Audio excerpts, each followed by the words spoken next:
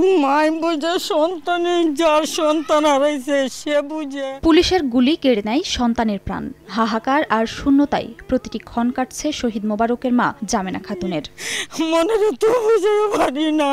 ঢাকার আমিনবাজারে স্ত্রী সন্তান নিয়ে থাকতেন কিশোরগঞ্জ জেলার করিমগঞ্জ উপজেলার নয়াকান্দি গ্রামের আবুল হাশেমের ছেলে মোবারক হোসেন। নিজের ছোট্ট শিশুর জন্য বাজারে চিপস আনতে গিয়ে ছাত্র জনতার আন্দোলনে পুলিশের গুলিতে নিহত হন তিনি। সেই থেকেই ছেলের ছবি যেন তার সম্বল।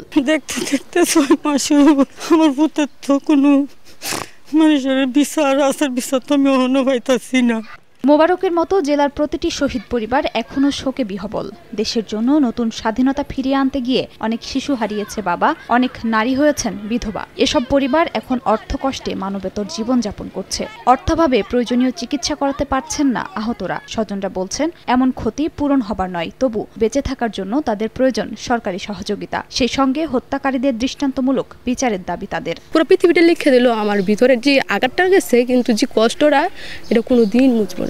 যে স্বপ্ন নিয়ে শত শত মানুষ জীবন দিয়েছে তার বাস্তব প্রতিফলন দেখতে চান জেলা বৈষম্য বিরোধী ছাত্র আন্দোলনের সম্মুখ সারির যোদ্ধারা। এই যে আমরা একটা স্বপ্ন দেখি, লালন করি, ঘুষ দুর্নীতিমুক্ত একটি সুন্দর বাংলাদেশ, ওই অর্থে আসলে আমরা ওইটার যথাযথ প্রতিফলন আমরা দেখতে পাচ্ছি। ইতোমধ্যে আমরা একটি চিঠি পেয়েছি যারা শহীদ হয়েছেন তাদের পরিবারের জন্য সঞ্চয়পত্র করার জন্য। সেই কাজটিও আমরা শেষ পর্যায়ে নিয়ে এসেছি। জুলাই আগস্ট অভ্যুত্থানে জেলায় 12 জন শহীদ হন, আহত হন শতাধিক। সময় সংবাদ, কিশোরগঞ্জ।